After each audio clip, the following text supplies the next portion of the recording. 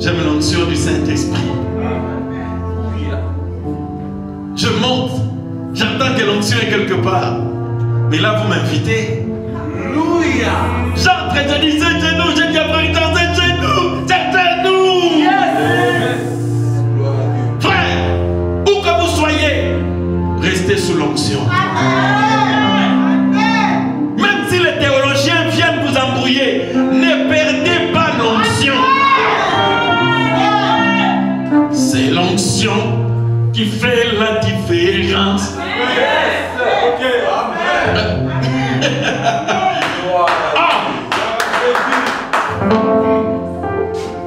Il se lèvera le dernier, parce qu'il a le dernier mot. Il est ton parent rédempteur. Il est le tout-puissant. Il est l'alpha et l'oméga. Et toi qui obéis, il est le Dieu de tout esprit. Il est le tout-puissant. Il a vaincu la mort. Il a vaincu le tombeau. Il a vaincu le tombeau.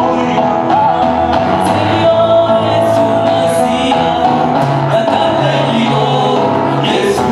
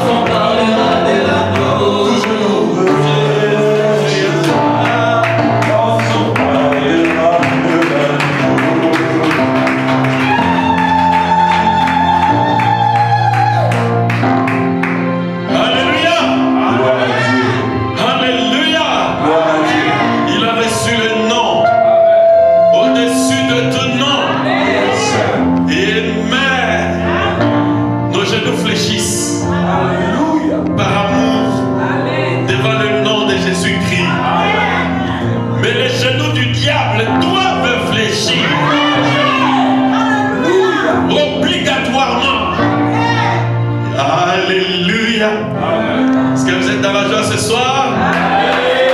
Alléluia. Vous êtes dans la joie de savoir que vous êtes les fils et les filles du Dieu très haut, le Seigneur Jésus-Christ. Est-ce que vous l'aimez? Amen. Ok. Prions le Seigneur. Bienveillant Père Céleste, toi l'auteur de la vie, toi l'onction vivante, toi la puissance qui libère, toi la rose des Sharon, l'étoile brillante du matin. Merci de nous avoir réunis ce soir, parce que nous savons que tu ne manqueras pas de nous dire quelque chose pour encourager notre foi. Éloigne Satan et bénis ton peuple dans le nom de Jésus-Christ. Sois présent, Seigneur. Commence et continue avec nous dans le nom de Jésus-Christ. J'ai ainsi prié, Père. Amen. Amen. Ok, on va lire la parole de Dieu. On va adorer un tout petit peu à la fin. Amen. Je remercie le Seigneur pour le dimanche qu'il nous a accordé, même pour la pluie. Nous le remercions pour toutes choses. Amen. Tout à l'heure, quand je montais, depuis les escaliers là en bas, j'entendais la musique et l'onction. Je dis, mais c'est quoi cette histoire? C'est ailleurs ça ou quoi? Alors je dis à frère Richard, mais ça doit être chez nous. Mais j'ai dit, mais j'entends de trop loin comme ça. J'ai dit, mais c'est quoi cette église qui a l'onction comme notre église comme ça? J'ai dit à frère Richard, je suis jaloux de cette onction-là, je vais voir. Et en montant, j'ai dit, mais c'est chez nous! Alléluia! Mais c'est chez nous! Ah! Frère, continuez comme ça, vous devez adorer avec l'onction. Parce que nous venons de là, nous sommes en plein. Alléluia!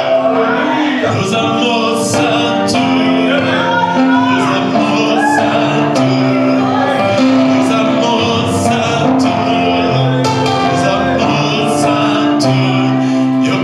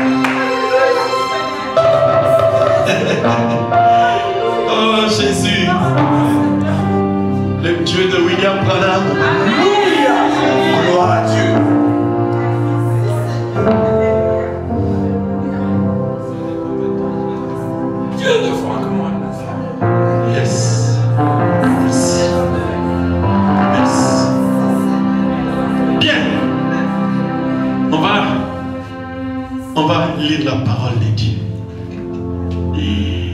Amen. Oh, que Dieu vous bénisse. Amen. Dieu te bénisse. J'aime l'onction du Saint-Esprit. Je monte, j'entends que l'onction est quelque part. Mais là, vous m'invitez. Alléluia. J'entre, je dis c'est chez nous, je dis après, c'est chez nous, c'est chez nous. Yes. Frère, où que vous soyez, restez sous l'onction. Même si les théologiens viennent vous embrouiller, ne perdez pas l'onction. C'est l'onction qui fait la différence. Ok, amen.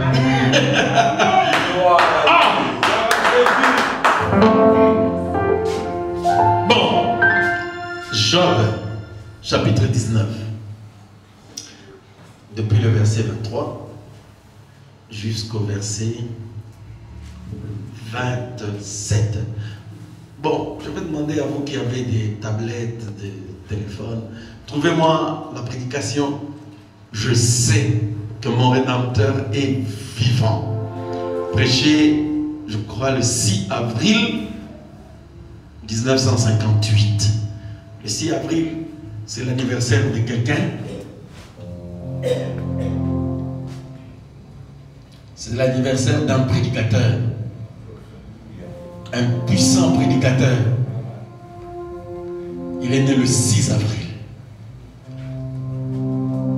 Et ce jour-là, il a prêché, je sais que mon Rédempteur est vivant. Quel âge il avait ce jour-là? Il devait avoir 51 ans. Non, 48 ans. 48 ans.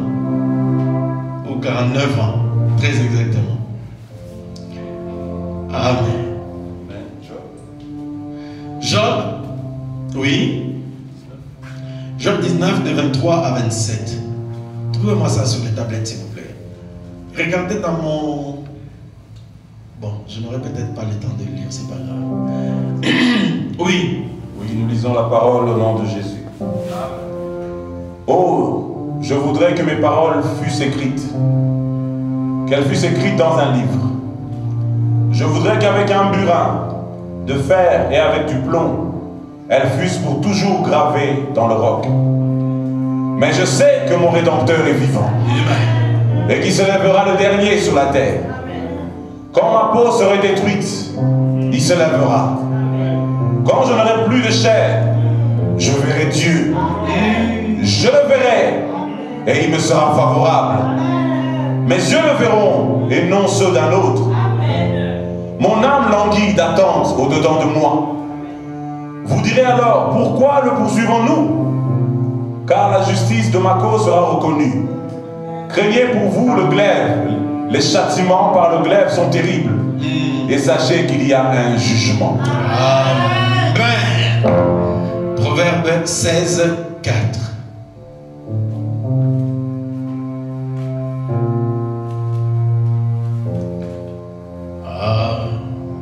Nous disons au nom de Jésus. L'Éternel a tout fait pour un but, même le méchant pour le jour du malheur. Alléluia. Merci Seigneur. Oui, frère Anna, tu peux prier pour la parole.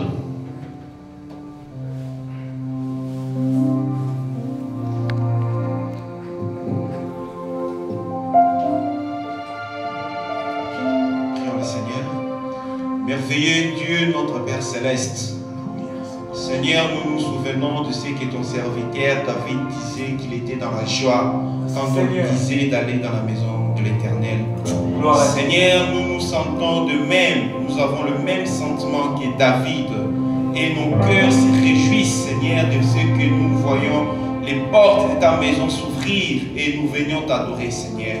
Seigneur, car nous reconnaissons que, Seigneur, le jour-là, ta voix a retenti, tu as dit comme Jean-Baptiste, Seigneur, tu nous as envoyé encore, Seigneur, tu as envoyé au travers de ton serviteur une parole qui prépare ton épouse, Seigneur Jésus.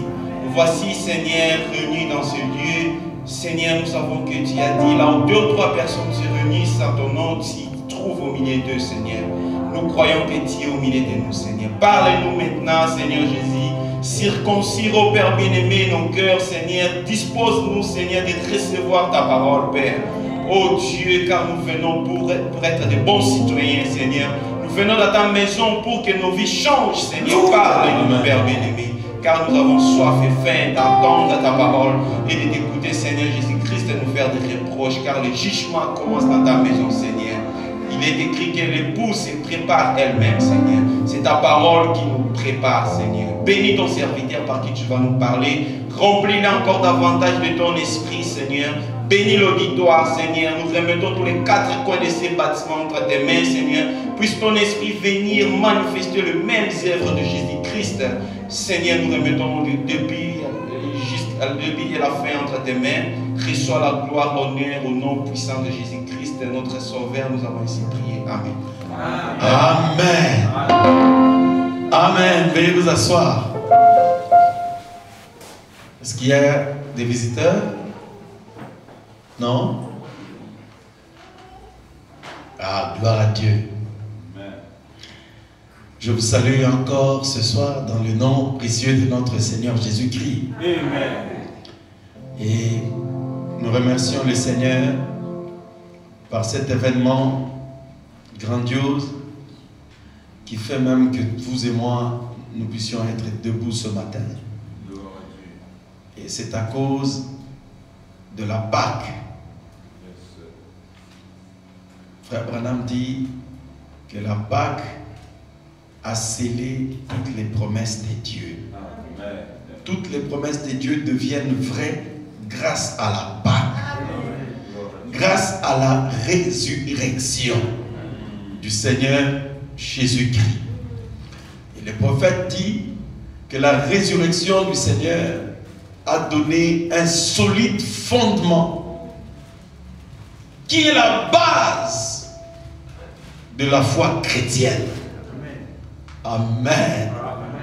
Et si aujourd'hui nous pouvons nous permettre de braver Satan, de le narguer même, c'est parce que nous savons que Satan a été dépouillé. L'arme par laquelle il nous menaçait pour nous soumettre à lui, c'était la mort. Mais la mort a été vaincue. Aiguillon de la mort, Jésus t'avait vaincu à Golgotha. Ah! Merci Seigneur. Je crois que certains parmi vous connaissent l'histoire d'un serviteur de maison, un domestique, on peut l'appeler comme ça.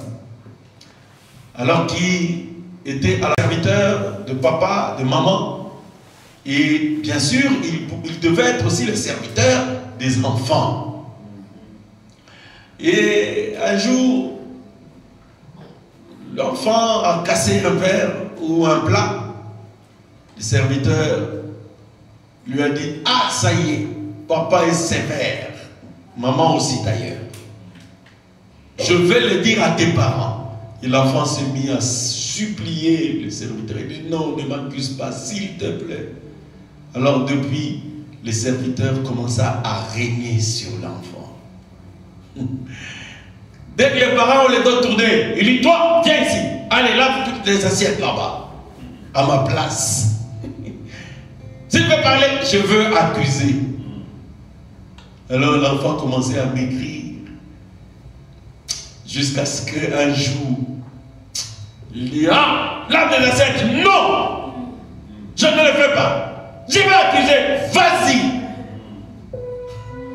Et l'enfant va voir le papa, il dit: papa, j'ai cassé un verre ici il y a 3 ans. Et depuis ces 3 ans, tout ce que vous mangez ici, c'est moi qui prépare. Toutes les assiettes, toute la vaisselle, la lessive, c'est moi qui fais. Mais pourquoi? Non, c'est parce que le serviteur a dit: si je ne le fais pas, il allait m'accuser. Il dit: fiston, non seulement je te pardonne, mais je vais montrer à ce monsieur de quel bois je me chauffe. Je vais montrer à ce diable de quel bois je me chauffe. Alléluia. Je ne sais pas pourquoi est-ce qu'il t'a servi, mais le jour arrive pour que tu l'exposes au Seigneur. Amen. Pour que tu le dévoiles au Seigneur. Il est faible. Il ne peut pas te faire chanter. Amen. Tu as perdu la puissance. Tu as perdu l'onction. Tu as beaucoup perdu parce que tu te laisses brimer par les serviteurs. Alléluia. Et c'est pourquoi nous, quand nous chantons un chant à la dernière strophe, et maintenant en son cœur je suis fils, depuis que je ne suis plus serviteur, et déclosé dans le pays, ses bras sont largement ouverts. Frère, Dieu t'a envoyé ce message pour faire de toi un fils, pour faire de toi sa fille. Quelquefois, nous pensons que les petits problèmes que nous faisons sont plus importants que l'amour que Jésus-Christ a à notre égard. C'est une grave erreur. Alléluia. Son amour dépasse même tes petits égarements. Alléluia. C'est pourquoi le temps arrive pour braver ces petits serviteurs. Pour dire, mon Père est plein de miséricorde. Je veux retourner à lui. Il va me pardonner. Frère Branham dit, vous devez avoir la foi que votre Dieu est capable de vous pardonner. Alléluia. Vous devez avoir la foi que Jésus-Christ pardonne. Et nous bénissons le Seigneur pour ce réveil. Mais ce petit doit avoir écouté un sermon. Il a été peut-être dans une église. On lui a dit, toi tu es un fils. Lui c'est un serviteur. Il y a une grande différence. Alléluia. Et aujourd'hui, j'aimerais vous parler d'un petit sujet que là j'ai traité à Bruxelles, là à Liège, là je l'ai appelé mon Rédempteur est vivant, je le sais. Mais ici, je vais m'arrêter sur un petit aspect que j'ai développé le vendredi. J'ai dit, donne-moi une nouvelle espérance. Amen.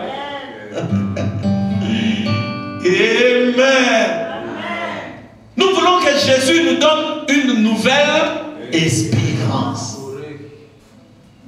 On peut dire un nouvel espoir. Parce que tous nos espoirs se sont envolés. Pourquoi? Parce que Théo Franklin te fait peur. Peut-être. Théo Franklin.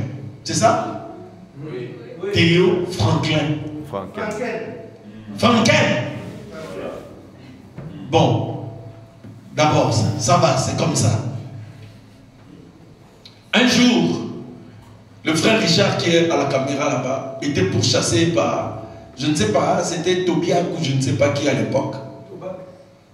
Tobac. Oh là là, je ne connais pas bien les noms de mes ministres. Bon, de toute façon, eux ne connaissent pas mon nom. Je ne suis pas obligé de connaître bien leur nom.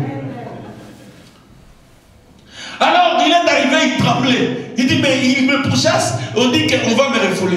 Je lui ai dit, va. Va travailler. Personne ne mettra la main sur toi. Amen. Parce que c'est moi qui parle.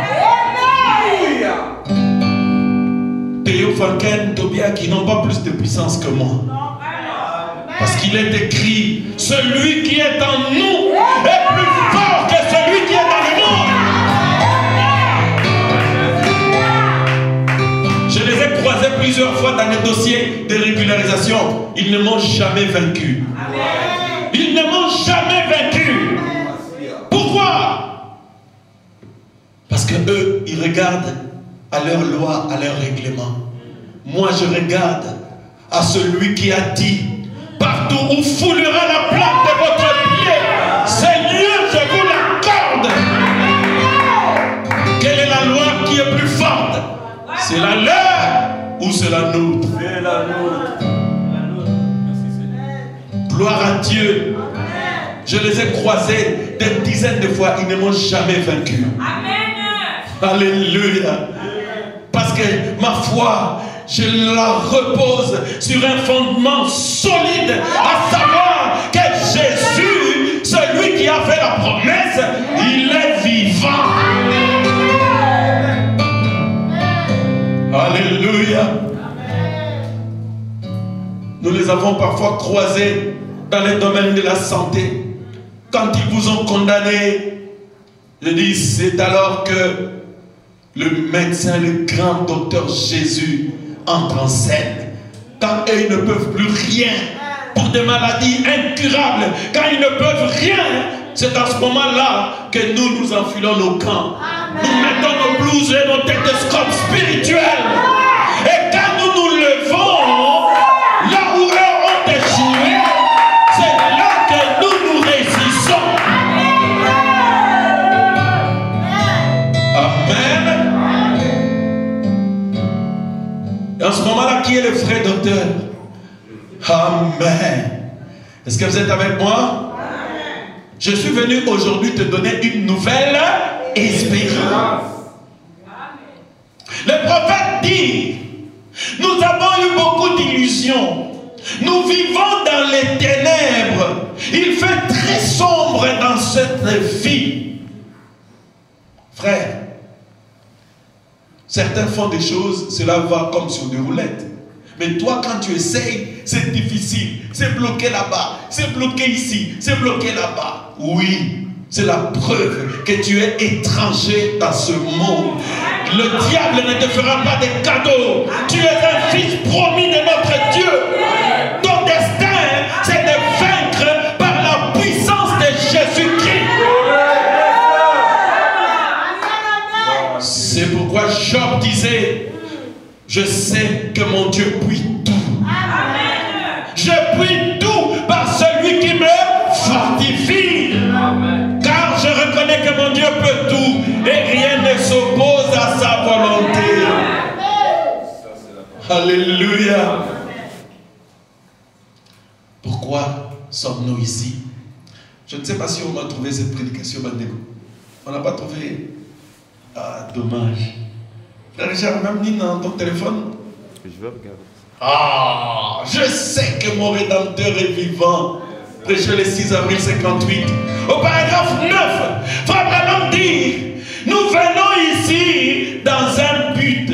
Dans le but de puiser, de chercher une nouvelle espérance. Parce que le monde nous a donné trop de déceptions.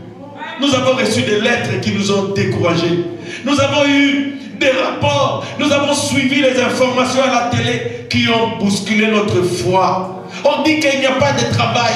Les intérims n'embauchent pas. Il n'y a pas d'entreprise. Il n'y a pas de travail. Trop de mauvaises nouvelles dans les ténèbres. Alors, Frère Branham dit, quand nous venons à l'église, c'est pour chercher de nouvelles espérances. Alléluia.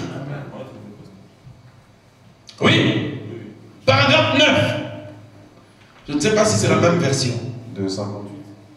Oui, de 58, mais je ne sais pas si c'est la même version, donc au paragraphe 9. Oh, parle-nous ce matin, Seigneur. Donne-nous ta parole et ton esprit. Et renouvelle notre assurance ce matin. Oh, là c'est le paragraphe 9. Oui. Non, ça c'est une autre version. Trouve-moi une autre traduction là. De Branham.fr, je crois. Alléluia. J'ai une nouvelle pour vous. Le prophète était en train de prier. Chez moi, c'était au paragraphe 3. Il dit, oh Dieu, de savoir que ce matin-là, deux petites dames, Marie de Magdala et Salomé, sont allées à la tombe. Parce qu'à la tombe, il fallait d'abord rouler la pierre pour accéder au tombeau. et aller voir le corps, l'embaumer et faire des choses. Mais quand ils sont arrivés devant la tombe, le prophète dit qu'ils ont trouvé le tombe vide. Et le pierre avait été roulé par Dieu lui-même. Est-ce que vous êtes avec moi? Il devait avoir accès à ce corps. Mais il y avait un obstacle. C'était cette pierre qui s'en est occupée, Dieu lui-même.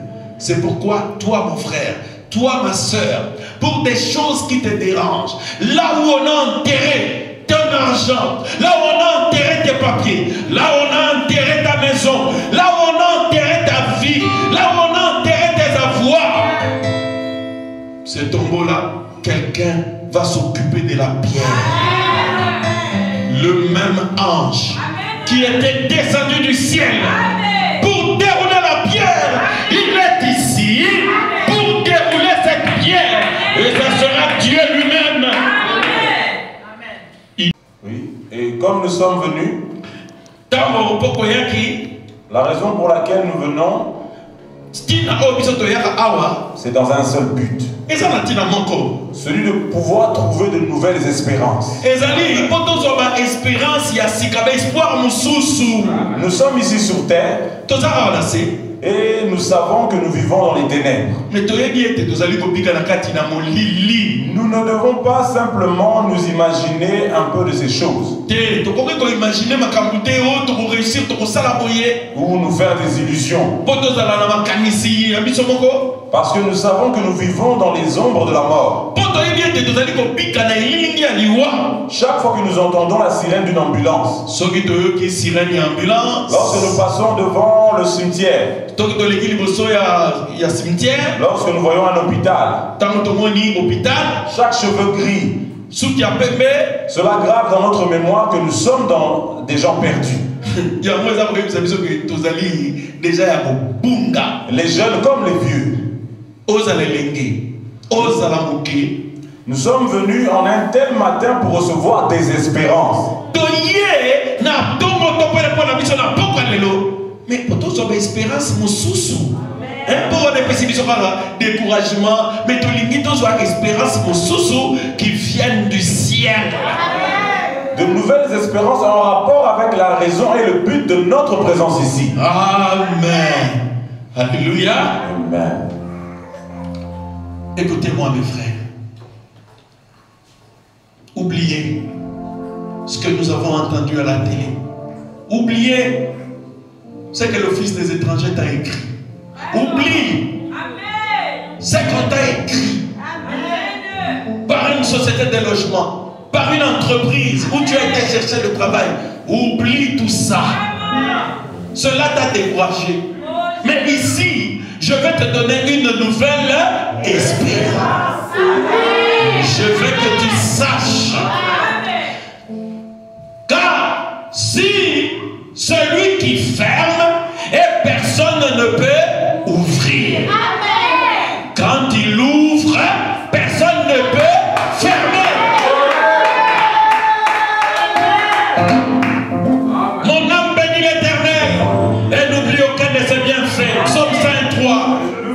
Il est l'Éternel, celui qui délivre ma vie de la fausse. C'est lui qui me guérit de toutes mes maladies. Vous pouvez prendre cela. Est-ce que vous pouvez prendre cela à la place de la lettre que tu as reçue? Josué chapitre 1. Tout lieu où foulera la plante de votre pied, ces lieux je vous l'accorde. D'où viennent les nouvelles espérances? Les nouvelles espérances viennent d'où? Elles viennent avec l'apparition du soleil. Parce que je vous parle de la résurrection. Il n'y a qu'une seule personne qui peut apporter cette lumière. Et cette lumière est capable de ressusciter tout ce que le diable a essayé d'enterrer dans ta vie. Même ta foi vaillante, la puissance qui doit être dans ta foi. Le diable a essayé de l'enterrer. Mais aujourd'hui, il y a un soleil qui doit se lever. Frère Branham dit à l'automne, pluie, il y a la grisaille, la nature pleure. Pourquoi? Les feuilles tombent des arbres, les arbres meurent, les feuilles tombent, l'hiver arrive, ils vont être enterrés, mais après l'hiver, c'est le printemps, c'est le retour du soleil. Et quand le soleil arrive, le soleil est en train, Azopanzaba neige. Azopanzaba neige, qu'est-ce qu'il recherche? Tout ce qui a été enfoui dans la terre. Il cherche à donner la vie aux racines pour qu'il y ait encore une résurrection. Le soleil, c'est Christ. Le soleil, c'est la parole. Le soleil, c'est le Saint-Esprit. La colonne de feu, c'est le soleil des élus. C'est le soleil des croyants. Pourquoi la colonne de feu? Parce que le monde est dans les ténèbres. Le monde est dans les ténèbres. C'est pourquoi nous avons besoin de la colonne de feu. Et nous sommes venus ce soir, mes frères, parce que nous avons eu trop d'échos. Nous avons été déçus. Écoute, vous et moi, nous avons intérêt à croire. De toute manière, nous n'avons pas le choix. Il ne nous restait qu'un seul choix, c'est de croire. Est-ce que vous êtes avec moi? Amen. Frère Branham dit, un jour, il a été dit à l'homme, c'est à la sueur de ton front que tu tireras le pain jusqu'à ce que tu retournes à la terre d'où tu as été tiré. Car tu es poussière et tu retourneras dans la poussière. Alléluia. Tu es poussière et tu retourneras dans la poussière. C'est ce que Dieu a dit à Adam. Et toi, tu es de la race d'Adam. Mais frère Branham, quand il a regardé très bien la promesse, il a regardé la promesse maintenant avec des lunettes du Nouveau Testament. Pourquoi? Parce qu'il dit dans l'Ancien Testament, il n'avait pas d'espérance. Parce qu'il n'y avait pas eu de résurrection. Il dit dans le Nouveau Testament, parce qu'il y a eu la résurrection du Seigneur Jésus-Christ, mais qu'est-ce qui se passe? Il a regardé cette promesse. Il dit, oh, quand j'avance, je dis la promesse qui dit que je veux retourner poussière, il dit, ça ne concerne pas la flamme et l'âme qui est là-dedans. Cela concerne seulement le corps. Pourquoi? Parce que la tombe, ce n'est pas la finalité de Franck. Franck ne finira pas dans la tombe. Il y a quelque chose qui va aller au-delà de la tombe.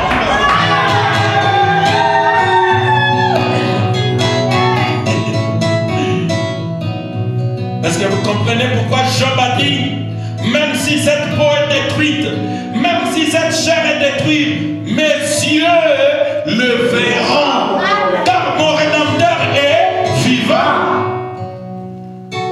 Parce que Job croyait comme nous que retourner dans la poussière, ce ne sera pas Franck, ça sera peut-être ce corps-là, peut-être, mais pas Franck. La finalité de Franck, ce n'est pas la tombe. La finalité de ta finalité, c'est de retourner auprès de ton Créateur. Amen. Amen. Tu es une partie de Dieu. Tu retourneras à lui. Est-ce que vous êtes avec moi? Amen. Vous devez connaître votre destination. Tu es poussière, oui. Non, Dieu voulait parler de ce corps, pas de moi. Moi, je ne suis pas poussière. Je suis une partie de lui. Amen.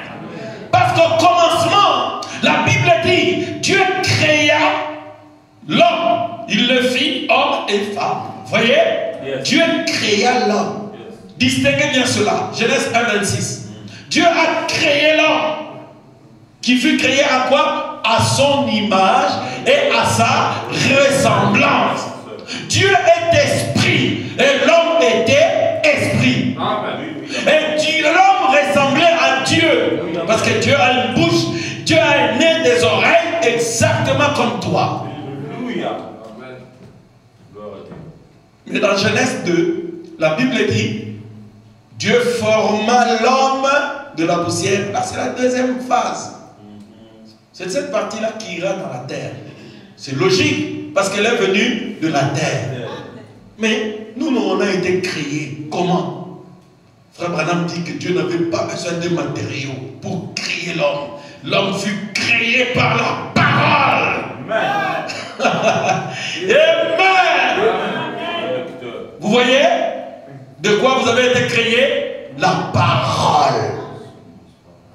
Dieu vous a créé par la parole. Alors, quand déjà vous connaissez votre destinée, il reste un autre adversaire.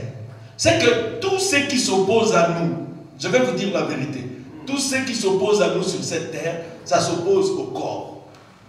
Ça s'oppose au corps. Parce qu'il n'y a rien que le diable puisse faire pour que toi, le fils ou la fille prédestinée de Dieu, tu deviennes un fils ou une fille de diable. C'est impossible. C'est impossible. La plupart d'entre vous ici, certains parmi vous sont des parents. Peut-être que vous avez 3, 4, 5, 6 enfants. Vous allez voir que vos enfants ne sont pas tous les mêmes. Il y en a qui sont un peu plus attachés à vous, d'autres le sont moins, d'autres un peu plus intelligents, d'autres le sont moins. Mais néanmoins, ils sont tous vos enfants. Ils sont tous vos enfants. Même s'il n'est pas bien ou il n'est pas comment, c'est ton enfant. Est-ce que vous êtes avec moi? C'est votre enfant. Il ne deviendra pas l'enfant du diable. Parce qu'il a manqué de faire ceci ou il a manqué de faire cela. Et quand l'homme ou la femme est réveillé et qu'il reconnaît sa vraie identité, sa vraie appartenance, il peut se lever pour braver le serviteur. Parce que le serviteur, tout ce qu'il aime faire, c'est asservir les gens. Asservir quelqu'un. C'est-à-dire l'opprimer par la ruse et par le mensonge. Mais remarquez, ici, Job, il était envahi par des problèmes, des souffrances. Les enfants sont partis, tous ses biens décimés, volés. Alors les amis l'ont entouré. Il dit: Job, tu es en train de connaître tout ça parce que. Job s'est défendu jusqu'à ce qu'il a entendu un coup de tonnerre. Et quand le tonnerre a fait entendre sa voix, Job a crié, pas avant. Après que le tonnerre fit entendre sa voix, Job comprit que malgré les souffrances, même si la mort lui arrive, ses yeux verront le Rédempteur. Frère, vous devez avoir quelque chose qui vous console dans votre vie. C'est le Saint-Esprit. Il n'y a rien qui puisse vous consoler autant que le Saint-Esprit. Parce que si vous commencez à tout perdre autour de vous, vous allez arriver à la même expérience que Job. Frère Branham dit, c'est l'expérience que Job a eue sur les sables sacrés. Le tas des cendres. Et c'est pourquoi le Seigneur permet cela souvent pour t'amener toi à connaître ta vraie identité. Job avait su qu'il était immortel après qu'il ait connu toutes ses souffrances. Il dit de toute façon, après tout, on m'a pris tous mes biens. Même ce corps, cela peut partir. Mais mes yeux verront le Rédempteur. Vous voyez la consolation de Job? Même si vous me prenez tout, mais mes yeux verront mon Rédempteur. Après ici, il se lèvera les derniers.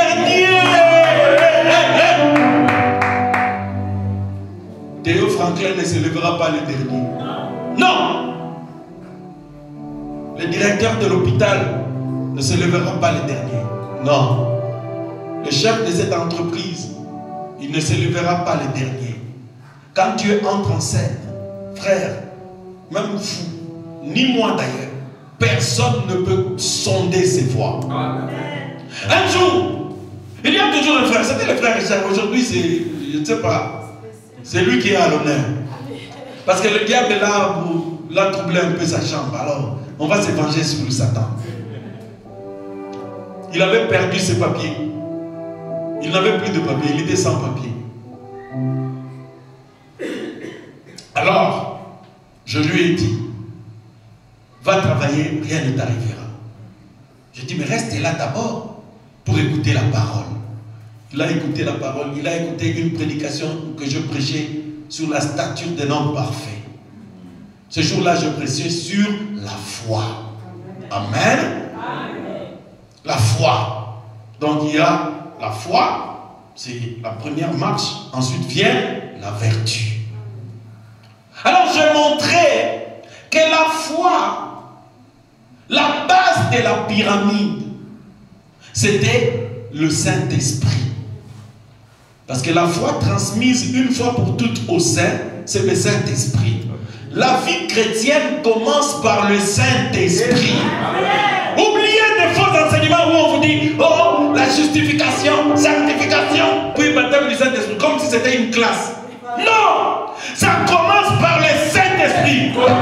C'est le Saint-Esprit qui te justifie, qui te sanctifie et qui va te remplir. Parfois quand tu entends les frères ou les prédicateurs, c'est comme s'ils ne comprennent même pas les choses qu'ils disent. On dirait justification, première étape. Sanctification, deuxième classe, A, classe B. Frère, pour you, vous en avez la justification. Après, là, comme déjà la sanctification. Que va nous? Non. La justification, la sanctification, le baptême du Saint-Esprit, c'est l'œuvre du Saint-Esprit dans l'homme. C'est Dieu qui te justifie. C'est lui qui te justifie.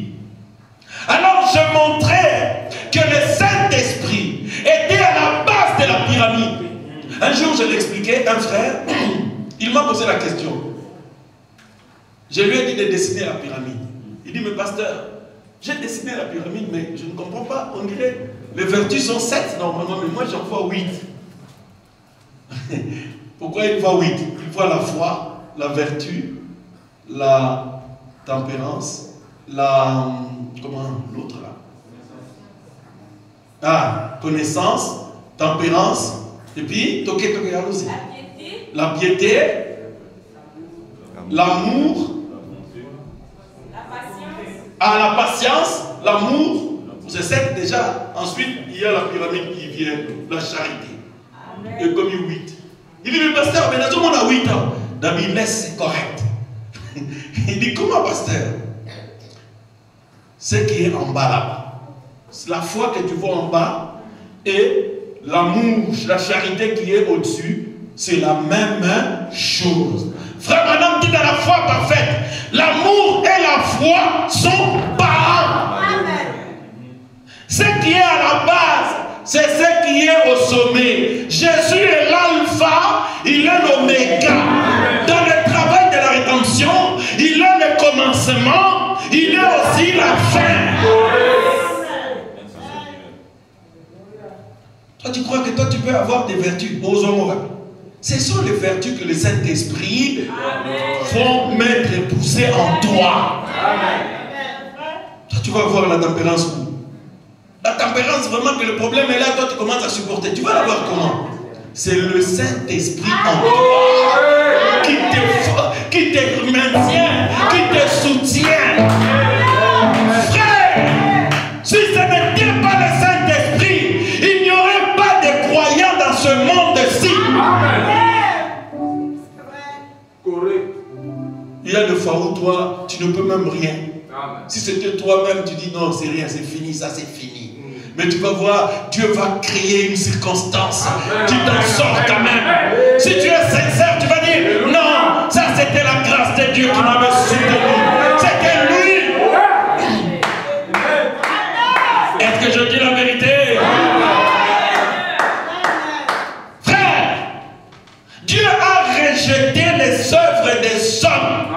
C'est comme ça qu'il a rejeté Ésaü. Parce qu'Ésaü était bon, il tuait les animaux pour Isaac, il faisait beaucoup de choses. Dieu a rejeté. Parce que c'était les œuvres d'un homme. Dieu n'approuve pas les œuvres d'un homme. Il approuve ses propres œuvres qu'il accomplit en travers l'homme. Vous comprenez cela? Mais quand c'est Dieu qui fait des choses pour vous, mais vous allez être humble. Quand vous trouvez qu'un frère a commis une erreur, tu ne vas pas être là pour le tuer. Parce que tu vas te rappeler aussi, un jour, moi aussi, bien que personne ne le sait, moi aussi un jour, j'avais commis des erreurs, des bêtises. Mais si tu vois un frère avec des couteaux pour poignarder les autres, soit tu es hypocrite, ou tu ne sais pas comment le combat est dur dans le monde. Vous voyez? C'est pourquoi Jésus a dû prendre la chair de l'homme pour comprendre l'homme. Un sacrificateur compatissant.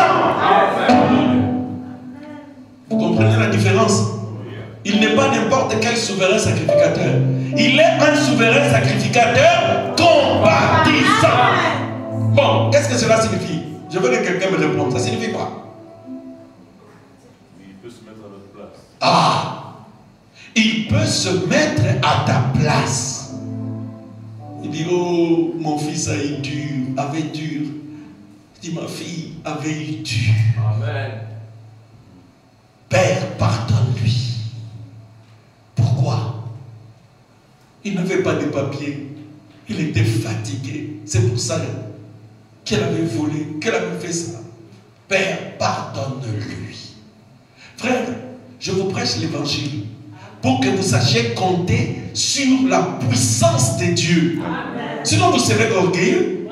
Si c'est vous qui accomplissez des choses, vous serez orgueilleux. Mais si c'est lui qui le fait en vous, vous serez humble. Est-ce que c'est la vérité? Amen. Les chrétiens doivent être humbles. C'est ce que la Bible nous demande. Et l'humilité, la vraie, elle vient du Saint-Esprit. Amen. Quand tu vois Frère Branham prier, dire, oh Seigneur, vraiment, je ne suis rien. Non, il est en train de dire la vérité. Il sait qu'il n'est rien. Un jour, il avait eu tellement de problèmes. Il est allé, il a pris un revolver pour se faire sauter la cervelle. Qu'est-ce qui est arrivé? Le revolver s'est envolé et couillé. Mais si Dieu avait laissé le revolver, on n'aurait pas eu de prophète.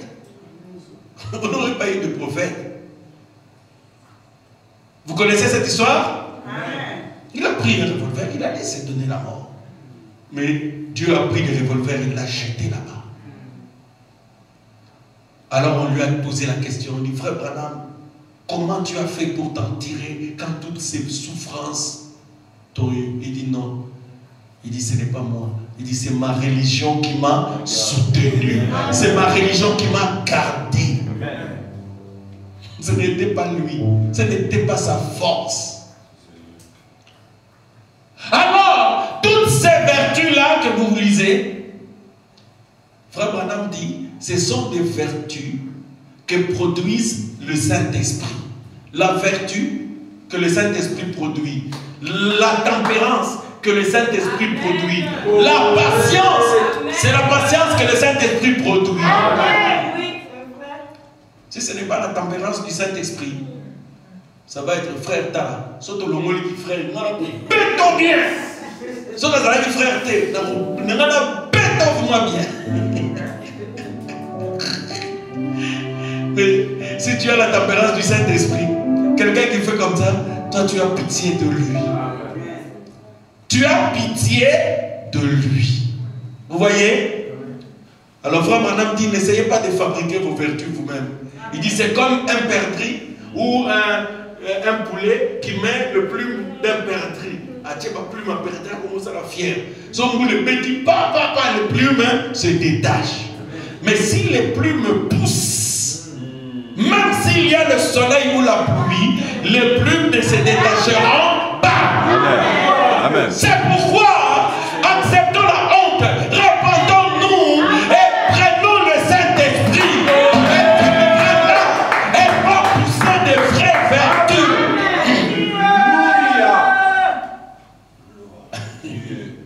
Sinon, tu vas avoir tes propres vertus. Nous ne voulons pas nos propres vertus. Parce que tes propres vertus, et au monde, quand il y a des problèmes, on va voir ta colère que tu caches là. Quand il y a des problèmes, on va voir ton impatience. Quand il y aura des problèmes, on verra ton intempérance.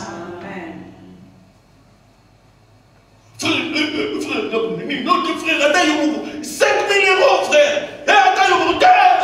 Et non, frère. Oh. Frère Branham dit, non, frère.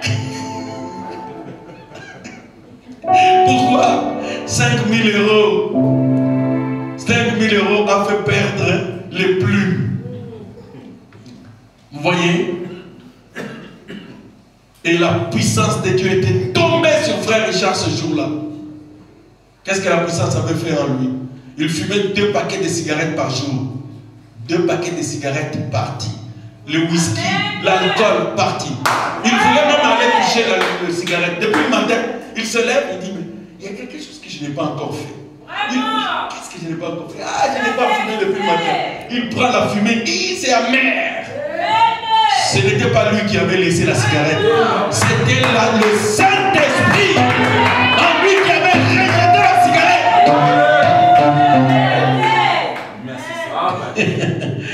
Alléluia. Frère, cette puissance, elle est capable de nous nettoyer de l'intérieur. C'est le Saint-Esprit. Nous voulons des nouvelles espérances. Prenons encore, on va lire le prophète au paragraphe 12. Non, commençons par le 10. Pardon. Parce que ce qui nous tue, parfois, vous ne savez pas pourquoi vous êtes ici. Vous ne savez pas pourquoi vous existez. Nous avons lu dans le livre des Proverbes, Dieu a créé chaque chose pour un but. Vous existez pour un but. Frère Branham dit, vous pensez que vous existez pour mettre seulement le vêtement, les chaussures, ou acheter une maison, ou faire des choses comme ça, ou aller habiter une maison construite par une autre personne? Frère Branham dit, vous pensez que vous existez pour ça? Vous existez uniquement pour travailler? Vous existez? Non. Dieu vous a placé ici sur la terre pour un dessein, pour un but. Amen. Et ce but-là, je vais d'abord te dire, il est spirituel. Amen. Si tu veux plaire au Seigneur, je te donne le conseil, c'est ce que Frère Branham dit. Il dit, Dieu aimait David. Il dit, c'est parce que David, chaque matin quand il se levait, il se posait une question. Qu'est-ce que je dois faire pour mon Seigneur aujourd'hui? Première chose, il dit 24 heures, aujourd'hui je vais faire quoi pour Dieu? Deuxième chose, il dit David, chaque fois qu'il était établi qu'il a tort, David se repentait. Il dit Dieu l'a aimé pour ça. Dieu a aimé David pour ça. Et vous pensez que David était un homme fort? Si vous fouillez dans la vie de David, vous allez même penser que vous êtes plus saint que David. Que Dieu l'a aimé comme ça. Amen. Il nous a donné la preuve qu'il voulait absolument faire quelque chose pour Dieu. Il voulait construire le temple pour Dieu. Quand on lui a envoyé le prophète Nathan, il n'a pas essayé de discuter avec le message. Oh, moi aussi j'ai une citation. Non. Laisse d'abord la citation que toi tu as. Tout en oh, tu fais quoi avec ça? Vous voyez? Et David était le bien-aimé de Dieu. C'était à cause de ça. Dieu, ce qu'il veut, c'est que toi, tu penses à lui et que tu aies quelque chose, que tu veuilles faire quelque chose pour lui. Mais tu fais partie de cette église. Mais est-ce que tu peux penser que qu'est-ce que moi je peux faire pour que cette église avance?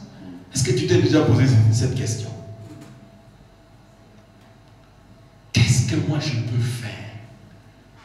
Si vous n'avez pas d'argent, mais votre prière, votre présence va soutenir cette œuvre. Amen. Vous voyez? Parce que nous devons savoir pourquoi Dieu nous a placés ici sur la terre. Ok, paragraphe 10, on y va. Maintenant, nous voulons d'abord faire entrer dans nos esprits que rien ne peut nous détruire tant que le dessein de celui qui nous a créés n'a pas été accompli. Amen. Et l'autre côté, il faut détruire tant que but pour lequel nous avons dit dans le salamité. Est-ce que quelqu'un peut dire Amen? Non, détruire. Qui veut te détruire? Qui veut s'opposer à toi? Oh, il ne le peut pas. Il ne le pourra pas. Parce que Dieu a quelque chose à faire avec toi. C'est pourquoi fais tout pour entrer dans le programme de Dieu. Au compte de le programme Yanzambe. Si un malheur va t'arriver, il dit Seigneur, ne me tue pas. Parce que moi je suis là, je veux aller prier dans ton église. Seigneur, ne me tue pas, parce que si tu me tues, je ne dirai pas, ah, quand tu regardes, c'est pour moi. Ok, je peux le laisser. Parce que c'est pour lui.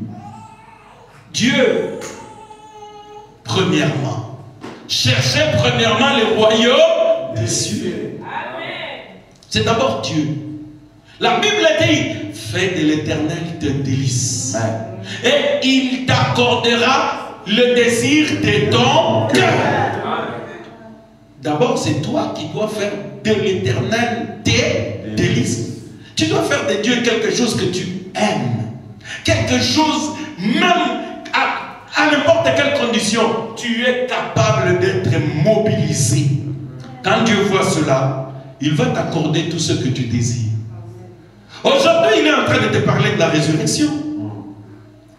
Dieu est en train de te dire, tous les chagrins, toutes les maladies, les situations compliquées, les problèmes qui t'ont amené au ventre de la terre.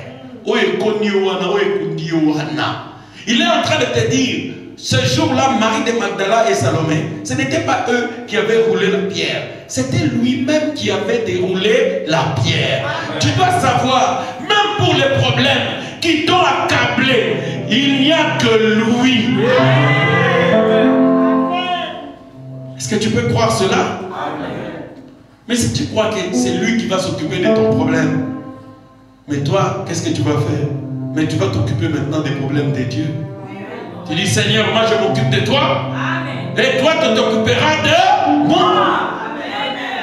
Voilà le nouveau contrat que je veux avoir avec Jésus. Seigneur, occupe-toi de moi. Et moi, je vais m'occuper de toi. Est-ce que vous êtes avec moi? Que cela pénètre dans votre esprit. Que Dieu vous a placé ici pour un but. Et que rien ne peut vous détruire si ce but-là n'est pas encore atteint. Mais il y a un homme qui avait compris ça. C'était David. Comment il a su le but pour lequel Dieu l'a placé sur la terre? Il l'avait su par le moyen d'un prophète. Le prophète Samuel. Il lui dit, toi viens, Dieu m'a envoyé pour te donner l'onction. Cette onction fera de toi le roi d'Israël. Parce que David croyait que la parole de Samuel, c'était son absolu. Il a pris cette parole, il est allé. Il pouvait même dire, laissez-moi me battre avec cet incirconcis de Philistin. David savait que aussi longtemps qu'il n'est pas encore monté sur le trône, personne ne pouvait le détruire. Amen. Amen. David, il le savait. Mon frère, mais toi tu as reçu le message d'un puissant prophète. Laissez-moi me dire que chacun parle pour son prophète. Mais pour moi, le plus grand de tous les prophètes, c'est le prophète du 20e siècle, de Malachie 4. Amen. Oh frère, pourquoi ça va? Mais c'est mon prophète. Amen. Eux aussi ils vont dire ça pour Samuel, pour Moïse s'ils veulent. Parce que Dieu ne m'avait pas envoyé Samuel. Dieu m'avait envoyé William Mariam. Et frère Branham dit, quand tu seras sur les chemins du devoir, je prendrai soin de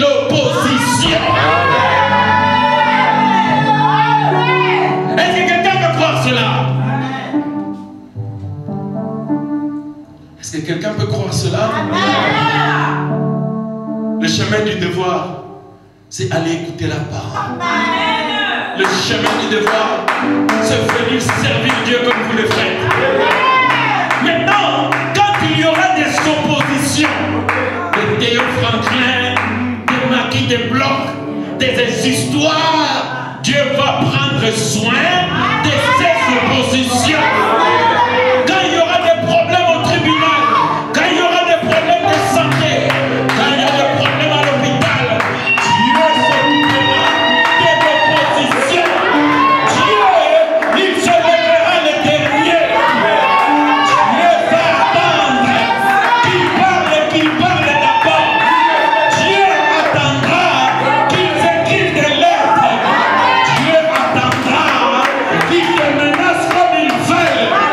Ensuite, il se lèvera le dernier. Parce qu'il a le dernier mot. Il est ton parent rédempteur. Il est le Tout-Puissant. Il est l'Alpha et l'Oméga. Alléluia. Il se lèvera le dernier. Quand il ouvrira, personne ne pourra fermer. Il va lui dire, toi, écris le nom de ma fille ici. Toi, signe ce papier pour ma fille. Toi, tu dois embaucher mon fils au travail. Tu dois le prendre parce qu'il est mon fils. J'ordonne et toi tu obéis. Il est le Dieu de tout esprit. Il est le Tout-Puissant. Il a vaincu la mort. Il a vaincu le tombeau. Il a vaincu le tombeau. Il a vaincu le tombeau. Alléluia. Jésus a vaincu le tombeau. Alléluia. Mon âme Levons-nous mes frères. le Seigneur et mon esprit magnifie son nom, car la mort n'a pas pu le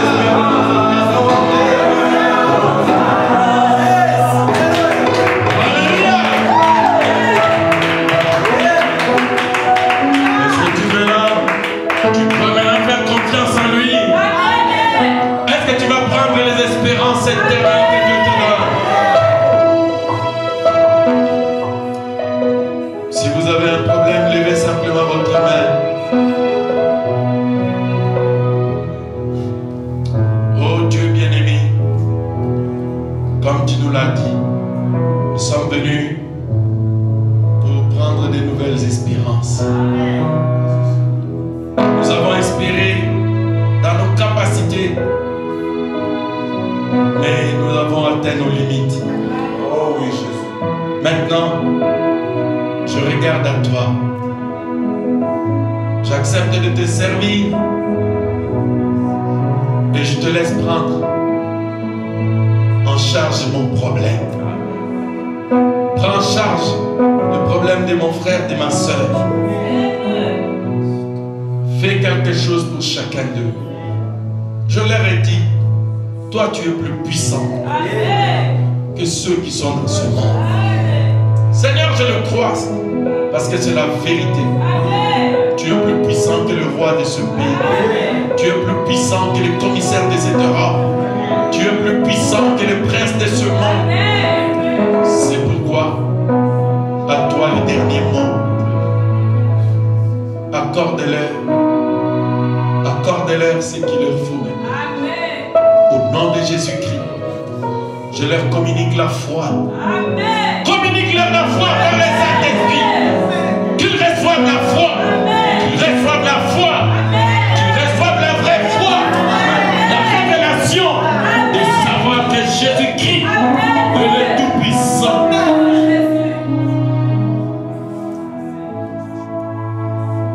Merci de donner à tes enfants de réussir.